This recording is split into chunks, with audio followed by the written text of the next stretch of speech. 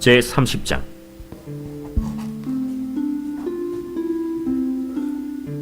라헬이 자기가 야곱에게서 아들을 낳지 못함을 보고 그의 언니를 시기하여 야곱에게 이르되, 내게 자식을 낳게 하라. 그렇지 아니하면 내가 죽겠노라. 야곱이 라헬에게 성을 내어 그대를 임신하지 못하게 하시는 이는 하나님이시니 내가 하나님을 대신하겠느냐? 내 여종 비라에게로 들어가라. 그가 아들을 낳아 내 무릎에 두리니 그러면 나도 그로 말미암아 자식을 얻겠노라.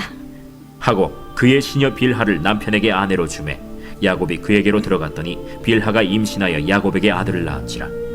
라헬이 이르되, 하나님이 내 억울함을 푸시려고 내 호소를 들으사 내게 아들을 주셨다. 하고 이로 말미암아 그의 이름을 단이라 하였으며, 라헬의 시녀 빌하가 다시 임신하여 둘째 아들을 야곱에게 낳음에 라헬이 이르되, 내가 언니와 크게 경쟁하여 이겼다. 하고 그의 이름을 납달리라 하였더라. 레아가 자기의 출산이 멈춤을 보고 그의 시녀 실바를 데려다가 야곱에게 주어 아내로 삼게 하였더니, 레아의 시녀 실바가 야곱에게서 아들을 낳음에 레아가 이르되, 복되도다. 하고 그의 이름을 가시라 하였으며, 레아의 시녀 실바가 둘째 아들을 야곱에게 낳음에 기쁘도다. 모든 딸들이 나를 기쁜 자라 하리로다. 하고 그의 이름을 아셀이라 하였더라. 밀 거둘 때 르우벤이 나가서 들에서 합 한 채를 얻어 그의 어머니 레아에게 드렸더니, 라헬이 레아에게 이르되, 언니의 아들의 합 한 채를 청구하노라. 내가 내 남편을 빼앗은 것이 작은 일이냐? 그런데 내가 내 아들의 합 한 채도 빼앗고자 하느냐? 그러면 언니의 아들의 합 한 채 대신에 오늘 밤에 내 남편이 언니와 동침하리라. 저물 때 야곱이 들에서 돌아오매 레아가 나와서 그를 영접하며 이르되, 내게로 들어오라. 내가 내 아들의 합 한 채로 당신을 산노라. 그 밤에 야곱이 그와 동침하였더라. 하나님이 레아의 소원을 들으셨으므로 그가 임신하여 다섯째 아들을 야곱에게 낳은지라. 내가 내 시녀를 내 남편에게 주었으므로 하나님이 내게 그 값을 주셨다. 하고 그의 이름을 이사가리라 하였으며, 레아가 다시 임신하여 여섯째 아들을 야곱에게 낳은지라. 하나님이 내게 후한 선물을 주시도다. 내가 남편에게 여섯 아들을 낳았으니 이제는 그가 나와 함께 살리라. 하고 그의 이름을 스불론이라 하였으며, 그 후에 그가 딸을 낳고 그의 이름을 디나라 하였더라. 하나님이 라헬을 생각하신지라 하나님이 그의 소원을 들으시고 그의 태를 여셨으므로 그가 임신하여 아들을 낳고 이르되, 하나님이 내 부끄러움을 씻으셨다. 하고 그 이름을 요셉이라 하니, 여호와는 다시 다른 아들을 내게 더하시기를 원하노. 그 여러분들 하나님의 복은 얼마면 살 수 있을까요? 얼마면 살까요? 하나님의 복을? 전순정 권사님 인상을 딱 쓰셔가지고 얼마예요? 하나님의 복 도대체 얼마예요? 모르죠. 왜요? 하나님의 복은 비매품입니다. 팔지를 않습니다. 예.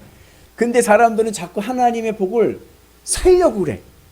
내가 살려고 아니야. 하나님의 복은 비매품인데 파는 게 아닌데 자꾸 살려고 그래.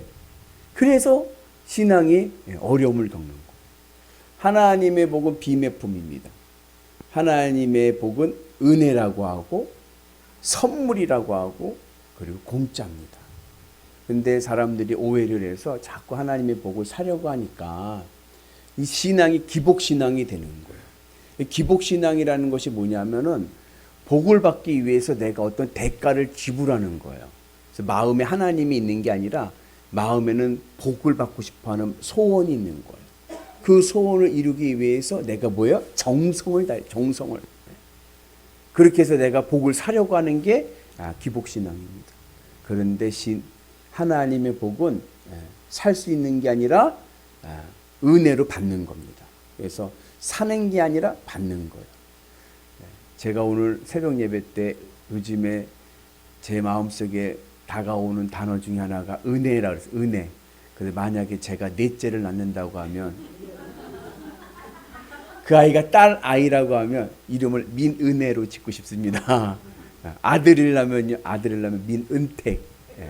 왜 은택입니까? 예, 오늘 다음 이번 주일날 말씀에 백삼편 말씀에 보면은 예, 은택이라는 단어가 나요. 은택과 은혜 같은 의미거든요. 그래서 민은택, 예, 민은혜.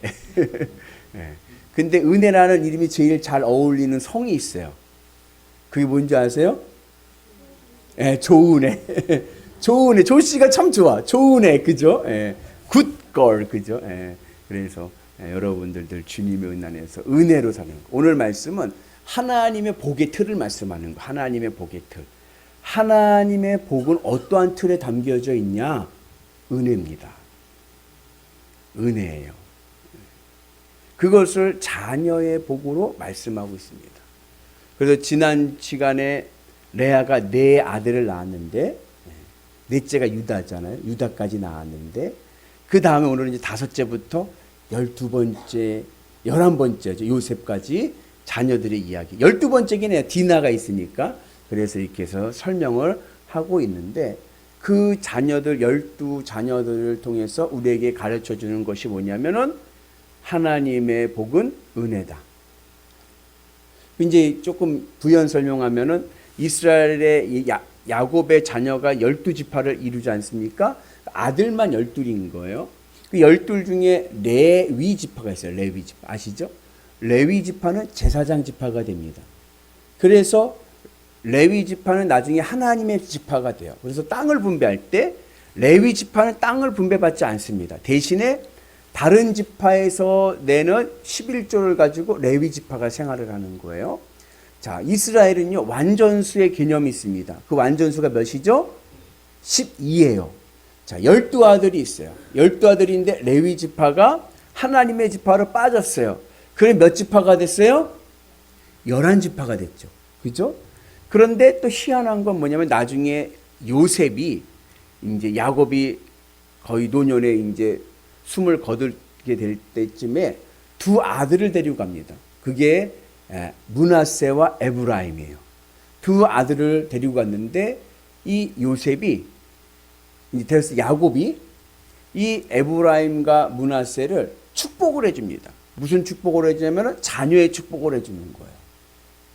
그래서 이제 레위 지파를 치면은 요셉 지파가 들어가서 12이 되고 레위 지파를 하나님의 지파를 빼면은 그 요셉의 두 자녀 에브라임과 므낫세 지파가 그 지파로 들어가서 12를 맞추는 거예요. 그래서 이스라엘 백성들의 고백이 뭐냐? 10이라는 완전수를 통하여서 하나님의 지파, 하나님의 은혜로 세워진 지파를 말씀하고 있습니다. 그래서 우리의 자녀들은 뭐냐? 우리의 자녀들은 은혜입니다. 은혜.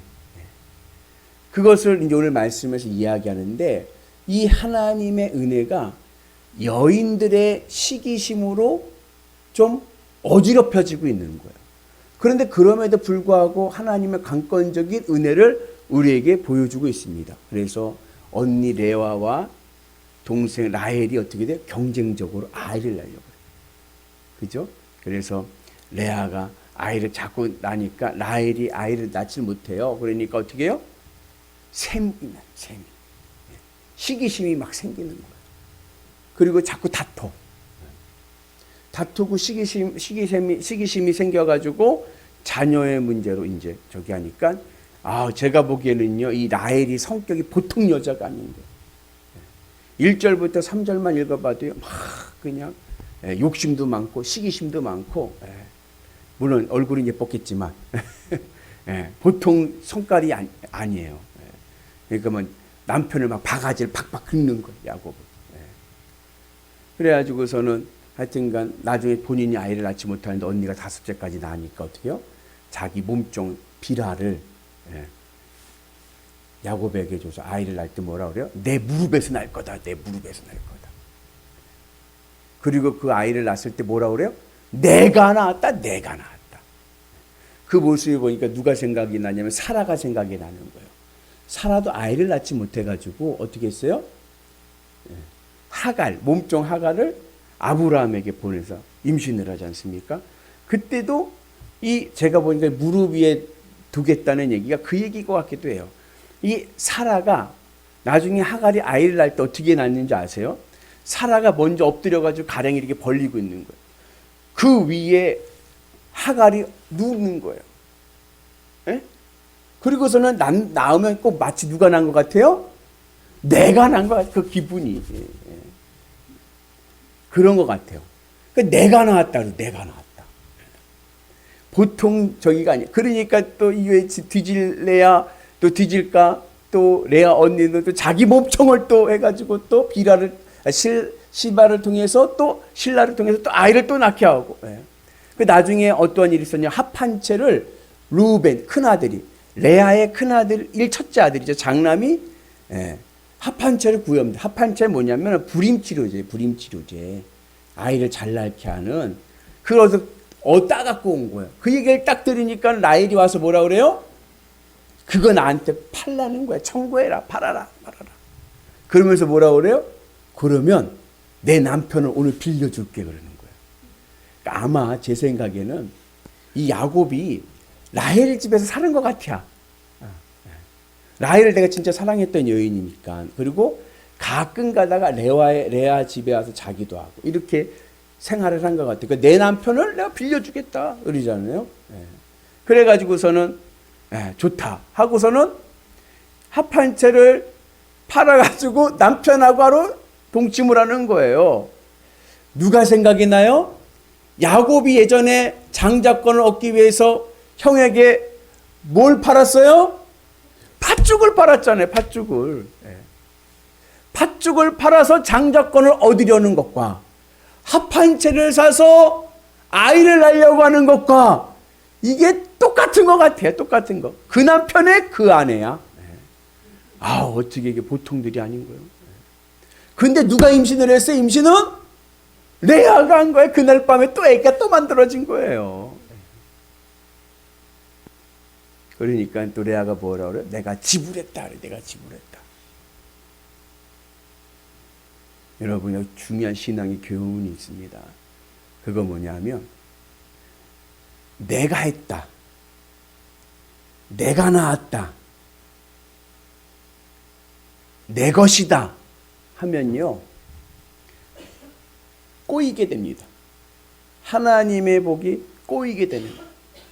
내가 했다, 내가 낳았다라고 내 공로를 나타내면 반드시 그 자리는 싸움장이 됩니다. 경쟁과 시기심과 다툼의 자리가 되는 거예요.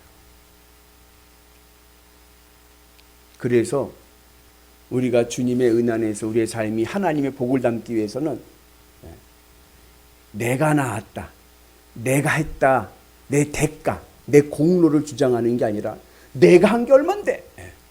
그게 아니라 하나님의 은혜, 하나님이 주신 은혜로 생각하고 받게 되면 그곳에 은혜가 있고 평안이 있고 하나님의 복이 온전하게 담겨질 줄로 믿습니다. 그러니까 이 12자녀들이 하나님의 은혜 안에서 순풍순풍 나왔으면 복된 좋은 형제를 가진 좋은 적인데 이게 자꾸 여인들의 이 시기심과 경쟁심으로 인해서 그게 의미가 훼손되고 있는 거예요. 그래서 우리가 주님의 은혜 안에서 내 공로가 아니라 은혜입니다. 이번 주일은 또 추수감사절인데 한 해 어떻게 지내셨습니까? 나니까 이만큼 살았다가 아니라 주님의 은혜로 내가 여기까지 왔습니다. 그게 우리의 삶의 고백이 될 길을 주의 이름으로 축복합니다. 자, 보세요. 내 공로로 생각을 했어요. 내 공로로 생각해서 레아를 보는 거예요. 첫 여인을, 첫 번째 부인을. 레아를 보게 되면 야곱 마음은 어떤 마음이 들까요? 내가 은혜로 받아들이지 않았으면 레아를 보면 어떤 생각이 드냐면 속아서 결혼한 여자. 그날 밤 내가 술을 먹지 말았어야 되는데 포도주를 먹지 말고 맨정신 얼굴에 똑바로 봤었어야 되는데 속아서 결혼한 여자. 평생 은혜가 되질 않는 거예요. 라헬을 봅니다. 라헬을 볼 때 내 공로를 생각해서 보면 어떻게 돼요? 내가 14년 일해서 얻은 여자. 내가 저 여자를 얻으려고 내가 14년을 무슨 살았냐? 네. 기쁨이 없는 거예요. 기쁨이. 그러니까 늘 늘 싸우는 거예요. 오늘 보니까 라헬이 어떻게 했어요? 보통 여자가 아니고 대도 세고 자존심도 강하고 그런 여자예요. 근데 이 라헬이 아이를 낳지 못하니까는 야곱에게 뭐라고 그래? 나에게 아이를 낳게 해달라, 아이를 낳게 해달라 그랬더니 야곱이 뭐라고 그래요? 내가 낳냐? 하나님 주셔야 낳지. 내가 낳냐 하면서 다투잖아요. 왜 그런 줄 아세요? 대가로 생각하기 때문에 그런 거예요. 내가 노력해서 얻은 여자라고 생각하니까 그러는 거예요. 왜냐? 좋은 대비점이 있습니다. 누구예요? 아브라함. 아브라함은 하나님이 부르실 때 마음에서 사라를 내려놨어. 그리고 하나님이 말씀하신 가나안 땅으로 갔잖아요. 그때부터 하나님이 부르실 때부터 마음에서 내려놨으니까. 가나안 땅에 가서 애굽에 내려가서 어떻게 됐어요? 아내를 빼앗길 뻔했어. 그죠? 누이라고 하고 빼앗길 뻔했는데 그 빼앗길 뻔한 그 아내를 누가 지켜주셨어요? 하나님이 지켜주셔서 돌아오게 하셨어. 그러니까는 아브라함은 사라를 볼 때마다 뭘 느껴요? 내가 빼앗길 뻔했는데 하나님이 지켜주신 여인. 은혜로 다가오는 거예요. 은혜로. 사라가 은혜로 다가오니까 여러분, 사라도 보통 여자가 아닌 거예요. 사라도요, 한 성깔 하잖아요. 어우, 하갈을 막 내쫓아버리고 막 그러잖아요. 나에게 애를 못 낳으니까는 하갈과 들어가라 그러고 나중에 이스마엘 낳으니까 안 되니까 쫓아버리려고 하고 보통 저기가 아니야. 근데도 그 사라의 바가지 속에 아브라함은 뭐라고 그래요? 뭐라 그래요? 아무 말을 하지 않는 거예요. 아무 말 하지 않고 아내가 시키는 대로 합니다. 왜요? 은혜로 받아들이니까. 내가 잃을 뻔했던 여인 하나님이 지켜주셨다. 이 여인은 나에게 선물이다라고 받아들이니까 아내가 막 바가지를 긁어도 아브라함은 가만히 그냥 듣고만 있고 하자는 대로 해. 근데 야곱은 내가 14년 일해가지고 얻은 여자 생각하니까 어떻게 돼요? 여자가 뭐라 그러니까 니만 할 말이냐 나도 할 말 있다 그러고 싸우는 거예요. 언니와 동생과도 싸우고 부부간에도 싸우고. 왜 그래요? 내가 대가로 얻었기 때문이라고 생각하기 때문에 그런 거예요. 은혜로 받아들이면 그러면 그것에는 싸움이 없고 평안과 감사가 있을 줄로 믿습니다. 자녀도 마찬가지인 거예요. 자녀도 아휴, 내가 너를 어떻게 키웠는지 아냐? 대가를 생각하면요, 늘 부모 자식 간에는요 다툼이 생기는 거예요. 너 아빠가 너 어떻게 키운 줄 알아? 너 어려울 때 어떻게 한 줄 알아? 대가를 얘기하면 그렇지만 은혜로 받아들여서 야, 하나님 나에게 주신 선물, 그 은혜로 받아들이게 되면 그 자녀 자체로 공부를 좀 못해도 감사하고,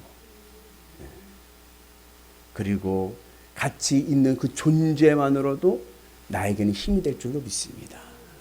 그래서 추수감사절을 맞이하면서 오늘 말씀을 통해서 은혜입니다. 그래서 하나님의 복을 받는 틀은 뭐냐? 은혜다.